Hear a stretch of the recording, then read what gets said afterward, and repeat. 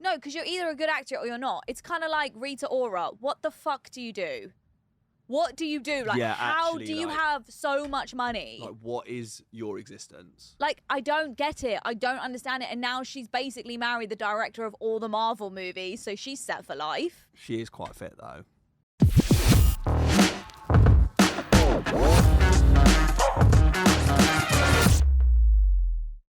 Welcome to the What Would You Do podcast, guys. You're with JJ and Nimi. Yes, welcome to Channel... No, that's the wrong thing. That was Channel 4 voice. Yeah, that was so cool. Sounds about that. What was I going to say? What was I going to talk about? I bumped into someone, shout out to Yasmin, another Yasmin. I went to this boxing thing. Fitness Yasmin.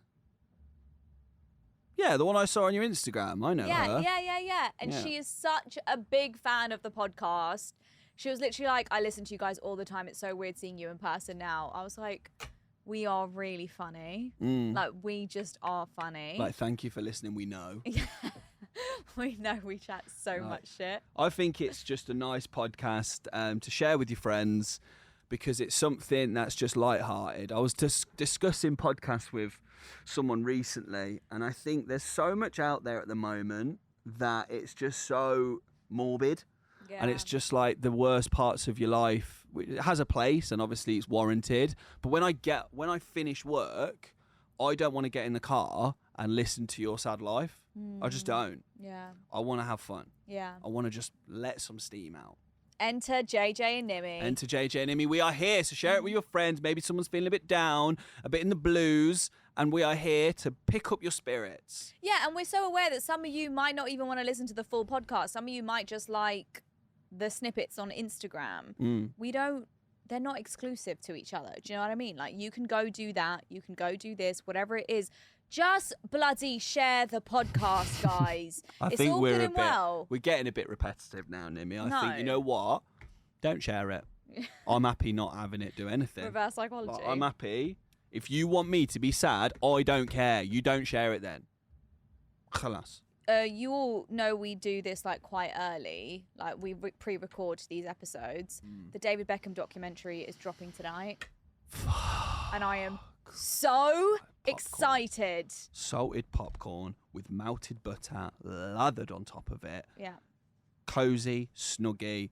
Catherine's watching it for one reason, because he's a beautiful man. I'm watching it for probably the same reason. Yeah. I would probably flip for him. Yeah. Like, how has he just stayed so good looking? It's unreal. It's unfair. I know. I bet he's got a massive knob as well. But JJ, I feel like you give the same David Beckham vibe. Do you think? I think even at his age, you are going to be like so presentable, so good looking. You take pride in how you look.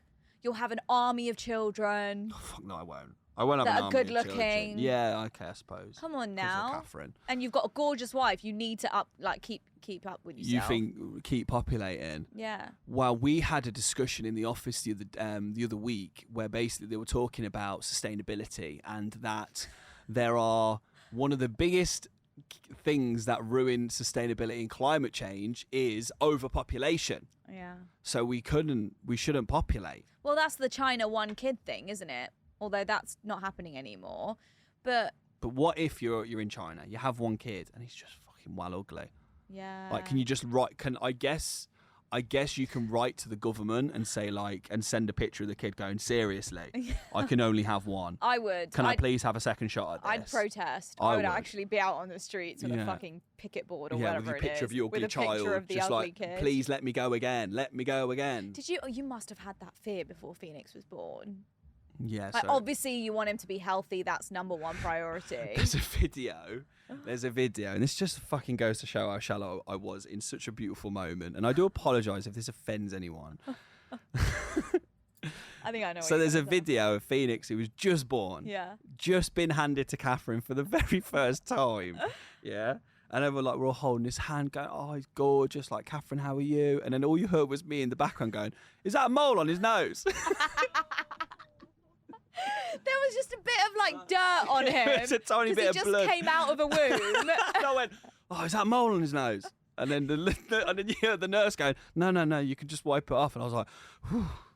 You were like, Damn okay, it. Like, it was right at the end of his nose, though. Right at the end. The worst place. I was like, bless him. I'll be in China like, go again. Let me go again. That's when you were like, when you realised it could come up, you were like, okay, we accept. Like, We'll what do you mean? hand it over. Like, we accept the baby. We'll take it. I know. If the mold was on the nose, though, Game I'd have to over. really up his game when it come to bants. Well, yeah, it would just be tough for him, wouldn't it? Yeah, I think I'd be Because fine. kids are just mean and Kids are not so very nice. mean. Like, I saw a video the other day, and it was just this really innocent child playing. Then some like slightly older kids. This kid was like literally trying to walk for the first time, and then this 4-year-old kid just walked over and pushed the baby over. Why? And honestly, like, what would you do in that situation? If you were the parent, Yeah. I'd go over there and backhand the kid back to Africa. Really? Back Yes. to Africa? He wasn't even African. No, but like that's just a saying. Let's that just we assume he Africans was. Say. We say, us Africans say it. I don't want to get cancelled right now. Well, you're gonna have to explain why you're African then, mate. Okay, I'm East African because my mum and dad were born in Uganda. Okay, Mimi napenda wewe. Swahili. Yeah. There you go, just to prove she's that I very can speak it. African. Look at that. Yeah. You can hear it. I would grab the child, and you know when like an American football player just I'll get someone to put their hand on him as if he's an American footballer, Yeah. just run and fucking drop kick that child Oh my god. over a building. Have you seen that TV And then show? I'll find the parent and fucking Yeah. batter them unless they're bigger, and then Yeah. I'll just shake their hand and go, please don't let it happen again. Could you kindly? Kindly, I request. please. Yeah. Oh yeah. Have you seen that TV show where there's like teens behaving really, really badly with really bad attitudes, speak to their parents like horribly? It's an American show. What they do is they send their kids to like prison, and then the inmates are talking to the kids and absolutely like verbally battering them. I've seen a clip of this. And the kids are shitting their pants. Like, that's not going to help the child. No, but I mean, they looked pretty scared, and I feel They're like terrified. They're children. it might discipline them for like 5 minutes, but then they're out of the prison and they're back to normal, telling mum to fuck off. Yeah. Like, kids just have. I wouldn't even want to like raise a kid in this day and age. No, they see too much too young, man. Yeah. Like, everything's everywhere. Like, I remember when I was like 10 years old, and my friend was like, you know, on the internet, there's naked girls on the internet. And basically, this was right back in the day, Gen Z's, listen in. You'd had to have a modem to like the dial tone, which is like, you have to go through all that. You sat there with my 10-year-old friend, all excited. We had one computer in the house, and it was just at the front door. So we were there going, you know, naked girls. Like, fuck, what the hell does that look like? I've only seen my mum. Do you know what I mean? When you're like a kid. And then we typed in porn.com. No. And then it happened. And then my mum walked behind us and saw us on it. And did she get angry? She probably deep down find it quite funny. Like, you actually do. Yeah, You I actually, as a parent, you just find that stuff. So funny, I don't was you? raised with like girls only, so I don't even know what it's like to deal with like a young teen boy. But like if I had a boy, I would just know at some point we're gonna have to have this conversation. Yeah. And we're gonna have to both just be mutually aware that it's happening and accept it. Like, he's been in his room a long time. Yeah. I called him down to dinner for 10 minutes ago. What's he doing in there? I refuse to walk in. I would find it. I couldn't. Like, boys are gross. Yeah, Like, boys are so actually disgusting. gross. I wouldn't even want to go in there and clean his room. And girls are just so innocent with their little pink walls and their picture of fucking Yeah. Joe Jonas on the wall or whatever you want. Do you know what I mean? Yeah, and just Zac sitting there, Efron. like writing a love letter to him. I know. That's what girls are doing. And That's he's why just- they're late to And dinner. he's just there spaffing it out. Fucking children, man. It's horrible, isn't it? Okay, what have we got today, JJ? Okay. What have we got? Things you believe as a kid. Well, it's actually worked quite well, hasn't Yeah, it? it's a really good segue. Things you believed as a child, but then you grow up and realise, like, logic doesn't make sense. One person, I thought that bands lined up at the radio station waiting their turn to play their song and then went to the back of the line. Stop. Oh my God, that is such a weird thing to think. Someone else, right? I thought that every time I played with a toy, the person who bought it for me would get money. I used to try and play with all my toys equally so everyone would get the same amount of money. That's so that sweet. is the child you want. Yeah, that's a child well raised. Yeah. Like, how do you get that kind of child? Like, what do you need to say? Because I'm at a point now where I'm aware every way I react, everything I say, how I talk to Catherine, how I talk to people around me, I've always done it with a level of respect anyway, but you have to be OTT careful of like what you say, how you say it, how you feel, how you're projecting those feelings. Totally. I mean, bloody minefield, guys. I mean, I am getting into the education space, guys. That is just how I'm transforming my brand. Open up. And I've been doing a lot of Nimi. I've been doing a lot of research on children and their confidence levels from a very young age and the language that should be spoken to them. Sorry. I didn't mean to say that. You just couldn't fight the urge. I actually had it in my head for I about saw 5 seconds. his eyes just like light up, and then it just came shooting out of his mouth. That's not funny. Sorry. Okay, so kids, when it comes to like basically instilling confidence in them from a very, very young age, the first voices they listen to is obviously their parents. Not just how they speak to each other, not just how they speak to their child, but how they speak about themselves. So if you are at the flat and you've like had a bad day at work or whatever, and you're like effing and jeffing and you're just like, oh, it's fucking shit, or I'm fucking shit, or I'm this and I'm that, like your kid hears it all, and that basically becomes the kid's inner voice. Did you say this on a recent episode? I feel like you've said this before. I love that you're reaffirming it. I swear you've said it to me. You must have said it to me. No, what I did tell you about was how you speak about work will affect what Phoenix thinks about work in the long run. That's true, yeah. So if you go home and you're like, oh, I'm tired, oh, work is so this, work is so that, I don't want to go to work, Phoenix, it will instill in his mind that work is a negative thing. Yeah. Whereas you should go home and be like, work is amazing, daddy loves work, because then... Like, I do what I do and I do what I love, yeah, sort of thing. And then they're like, oh, wow, I can't wait to get to work. I can't wait to do that. I can't wait to do what I love. So it's what was your first ever job? Did you have one of those like crappy part-time jobs as a kid? Yeah. Oh my God. I had like at the local newspaper. You were a paper girl? No, I was like with the editor. Like I was just shadowing Oh the my editor. God, there was me. That really goes to show kind of there are levels to this game. And I'm very much at the bottom. There was me thinking Nimi had a paper round, but no, she had to shadow the lead editor of the Sun newspaper in the UK. Definitely not. It was like the Watford Gazette. Whatever, though. Yeah. I was delivering the Watford Gazette, Nimi. Yeah, and I was back office, making sure everything's ticking over. And I wasn't even the paper boy. I was first reserve paper boy. Oh, wow. So I had to get on my bike in the snow, the cold and the rain. I had to ride at 7 o'clock in the morning, ride to the newsagents, and then they go, now all the paper boys turned up, so you can go home. Aww. And I just go home. And how much would you get paid if you got in? I think I got, I got a payment for the reserve. I got £12 a week. Wow. 60 dirhams a week I got. That is amazing. Yeah.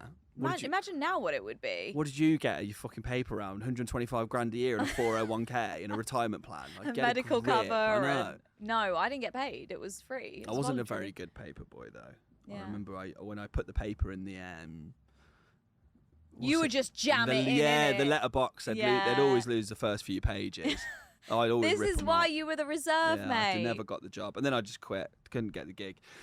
Things you believed in as a kid. Way back in the 70s, I thought my granddad had a car that told him where to go, like GPS today. As he was driving, a green arrow on the dash would start flashing to the right. He would then turn right. Then another arrow flashed to the left. He would turn left. I was totally blown away. Oh my God, that is cute. When I saw a character die in a movie, I thought the actor sacrificed themselves and died in real life for the sake of the film.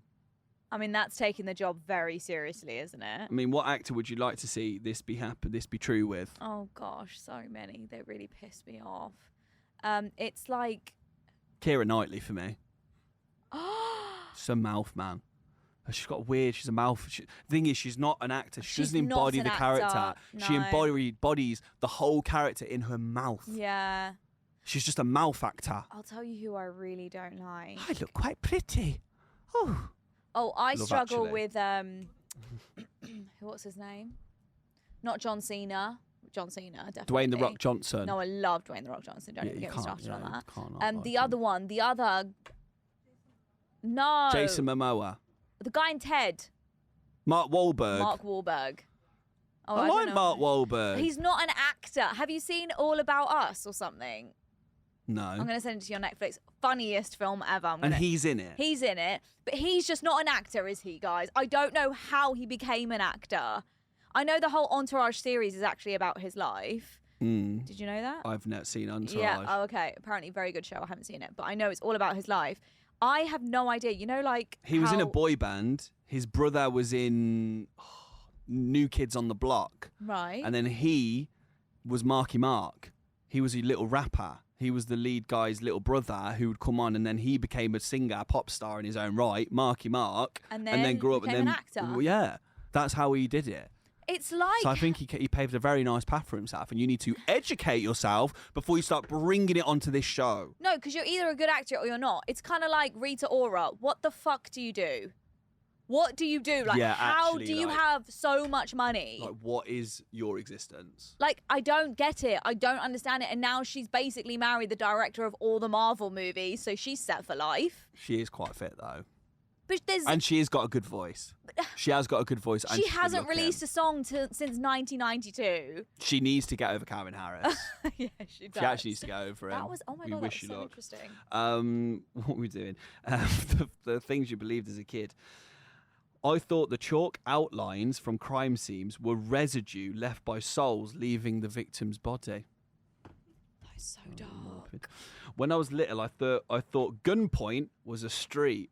So whenever I saw the news that someone got robbed at gunpoint, I would think to myself, why would people go on there that if they're just going to street. get robbed? That is so good. Why would people keep going to gunpoint? Yeah, like, why would you put yourself at risk, guys? Shit happens. You're just choosing that life. That's all I've got. Okay. That's all I've got. What? Oh, I have. Oh, usually JJ does the Am I the Asshole? Go on. But I've actually got one. You know why I'm going to struggle with this? Because I can't keep up with when you talk. No, because you don't listen when I I talk. can't really try and tune in. Like, I'm really going to focus. You don't listen when I talk. I don't. Okay, here we go. Go on. Okay. In your own time. Okay. Whenever you're ready. Am I the asshole? Yes. My wife was diagnosed with a terminal disease and had about 9 months left. Seriously, Nimi. Bloody hell, man. What? What? What? Of all the things you could have spoken about, I thought I was getting ready to laugh. No. Wait. Imagine if I just laughed because I wasn't listening. Just wait for it. Can you just listen to me? Okay, let me finish the story and then we'll have your comments. Okay. My wife was diagnosed with a terminal disease and had about 9 months to live. Of course, I wanted to support her through her devastating final months and wanted to grant her whatever she wishes. But when I said that to her and disclosed that, she said that she's been logging to sleep with her ex-partner one last time. So I wasn't sure if I could help her. I felt really angry and hurt and confronted her request. And I kind of felt really trapped by her terminal illness. I've completely resented the situation and I don't know what to do. It's really making me uncomfortable. Am I the asshole?